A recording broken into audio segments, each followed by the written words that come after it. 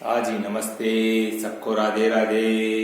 Online class में एक बार फिर आपका स्वागत। आज कक्षा 9 गणित के अंतर्गत अध्याय 13 पृष्ठीय क्षेत्रफल और आयतन, जिसमें हम आज उदाहरण नंबर 11 है इसके बारे में अध्ययन करेंगे।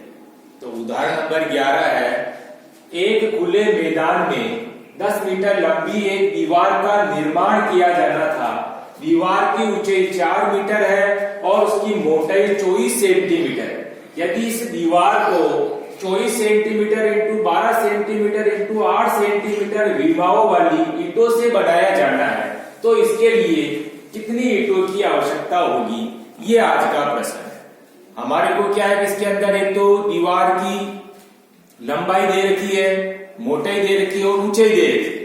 इसी तरह से ईंट की भी अपने को विमाएं, लंबाई भी दी हुई है, चौड़ाई भी दी हुई है और ऊंचाई भी अपने को दी हुई है। अब उस दीवार को बनाने में ईंट की कितनी आवश्यकता होगी, ईंट की संख्या अपने को ज्ञात करनी। तो पहली शर्त तो यह है कि हमारे पास जो विमाएं दी हुई है वो विमाओं की जो इकाई अपने पास में, जैसे मीटर और सेंटीमीटर दोनों आ रहा है, तो अपने को क्या है, उन इकाइयों को पहले एक जैसा कर लेना। दीवार की अपने को जैसे लंबाई दे रखी है, अब लंबाई क्या दी हुई है, अपने को 10 मीटर दे रखी है। इसी तरह से इसकी जो ऊंचाई है वो 4 मीटर दे रखी है और बाकी मोटाई बराबर सेंटीमीटर में आ रही है 24 सेंटीमीटर। और इसी तरह से जो ईंट की विमाएं है ये सारी की सारी क्या है, हमारे को सेंटीमीटर में दी हुई है। तो हम क्या करेंगे, सबसे पहले जो मीटर में माप दी हुई है उस मीटर को अपन क्या करेंगे, सबसे पहले सेंटीमीटर में बदल देंगे। यानी जैसे दीवार की जो लंबाई अपने को दे रही थी 10 मीटर, इस मीटर को भी अपन क्या करेंगे, पहले सेंटीमीटर में, यानी इकाई को अपन क्या करेंगे, एक जैसी कर लेंगे सबसे पहली शर्त के अनुसार। तो दीवार की लंबाई दे रखी है 10 मीटर। अब आपको ध्यान में 1 मीटर बराबर कितने सेंटीमीटर होते हैं, 100 सेंटीमीटर होते हैं, ध्यान में है। तो हम क्या करेंगे, इसको मीटर को सेंटीमीटर में बदलने के लिए अपन क्या करेंगे, 10 को अपन 100 से गुणा कर लेंगे। तो ये हो गया आपके सामने 1000 सेंटीमीटर। ये क्या हो गई, दीवार की लंबाई बराबर हो गई। उसके बाद मोटाई, मोटाई यानी कि चौड़ाई बराबर। अब चौड़ाई आपको दी हुई किसमें, 24 सेंटीमीटर है, ये आपको सेंटीमीटर में दी हुई है, तो इसको बदलना ही नहीं है। इसी तरह से आपके ऊंचाई आ रही है, अब ऊंचाई में भी आपके क्या है कि 4 मीटर है, तो इस मीटर को सेंटीमीटर में बदलने के लिए 100 से गुणा करेंगे। तो 4 इंटू 100 बराबर क्या हो जाएगा, 400 सेंटीमीटर। तो इस तरह से हमने पहली शर्त के अनुसार तो क्या किया, जो दीवार की लंबाई दी हुई है मीटर में उसको सेंटीमीटर में बदल दिया। इसी तरह से ऊंचाई जो मीटर में दी हुई उसको भी अपन ने क्या किया, सेंटीमीटर में बदल दिया, ठीक है। और इसके बाद में ईंट की लंबाई इंटू चौड़ाई इंटू ऊंचाई। अब लंबाई, चौड़ाई और ऊंचाई अपने को सेंटीमीटर में दी हुई है तो अपने को इसको बदलने की आवश्यकता नहीं है। लेकिन अपने को जो दीवार की विमा जो दी हुई है, जैसे लंबाई दी हुई थी और एक ऊंचाई दी हुई थी, ये मीटर में दे रखी थी, इसलिए अपन ने क्या किया, इसको सेंटीमीटर में पहली शर्त के अनुसार बदल दिया। अब आपको दीवार में ईंट लगानी है तो दीवार के आयतन में अपन क्या करेंगे, एक ईंट के आयतन का भाग लगा देंगे। तो क्या निकल जाएगा, ईंट की संख्या निकल जाएगी, ठीक है ना। दीवार के आयतन में क्या करना है, अपने को एक ईंट के आयतन का भाग लगाना है। और दूसरी बात यह है कि जो दीवार है, दीवार का जो आकार हो कैसा, घनाभ के रूप में, लंबाई मालूम है, चौड़ाई मालूम है, ऊंचाई मालूम है। इसी तरह से जो ईंट है वो ईंट भी आपके कैसे, घनाभ के रूप में ही, ठीक है ना। तो यहाँ भी अपने को क्या है कि घनाभ का आयतन, यानी ईंट का भी अपने को घनाभ के आयतन वाला सूत्र लगाना और दीवार का भी अपन घनाभ के आयतन वाला सूत्र लगाना, ठीक है ना। तो अपने को क्या करना, ईंट की संख्या निकालनी, तो दीवार के आयतन में अपन क्या करेंगे, एक ईंट के आयतन का भाग लगा देंगे। तो दीवार का आयतन बराबर ईंट की संख्या बराबर, ईंट की संख्या बराबर हो है दीवार का आयतन बटे हुए एक ईंट का आयतन। तो हम दीवार का आयतन के लिए सूत्र लिखेंगे, लंबाई इंटू चौड़ाई इंटू ऊंचाई। और एक ईंट का आयतन के लिए भी सूत्र लिखेंगे, लंबाई इंटू चौड़ाई इंटू ऊंचाई, ठीक है। अब आपको क्या करना, सूत्र में मान रख देना। तो आप सबसे पहले जैसे दीवार का आयतन, तो लंबाई इंटू चौड़ाई इंटू ऊंचाई की जगह लंबाई बराबर कितनी है, 1000, इंटू चौड़ाई बराबर कितनी है, 24, और इंटू ऊंचाई बराबर कितनी है, 400। ये सारी सेंटीमीटर में। इसी तरह से बटे हुए एक ईंट का आयतन है, एक ईंट का आयतन के लिए भी लंबाई इंटू चौड़ाई इंटू ऊंचाई। तो ईंट की लंबाई बराबर दी हुई अपने को कितनी, 24, इंटू चौड़ाई बराबर कितनी है, 12, और इंटू ऊंचाई बराबर कितनी है, 8। ये बटे हुए में अपन लिख देंगे, ठीक है। सूत्र में अपन ने क्या किया, मान रख दिया। ईंट की संख्या ज्ञात करनी है, इसीलिए दीवार के आयतन में एक ईंट के आयतन का भाग लगा दीजिए।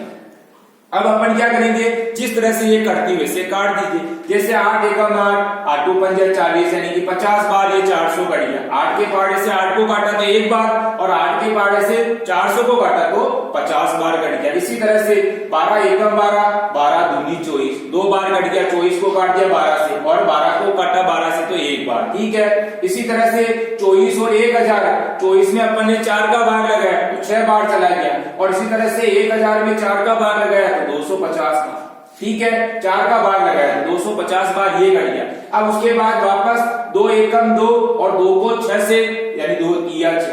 अब कटने के बाद ऊपर अपने पास में क्या बचा, 250 इंटू 50 बचा हुआ, और बटे में नीचे क्या बचा हुआ, 3 बचा हुआ। यानी आपको जिस तरह से काटना है वैसे अपने को इसको काट लेना। अब काटने के बाद में आपके पास में 250 इंटू 50 इन दोनों का गुणा किया, ऊपर को ऊपर वाले से गुणा किया तो कितना आ गया अपने पास में 12500 आ गया, और बटे हुए में नीचे केवल 3 ही बचा। 3 एकम 3 बटे हुए में लिख दिया अपन। अब 3 का भाग अपन क्या करेंगे, 12500 में लगा देंगे। तो 12500 में 3 का भाग लगाने पर 4166.66 आ गया। कितना आया, 4166.66 आ गया।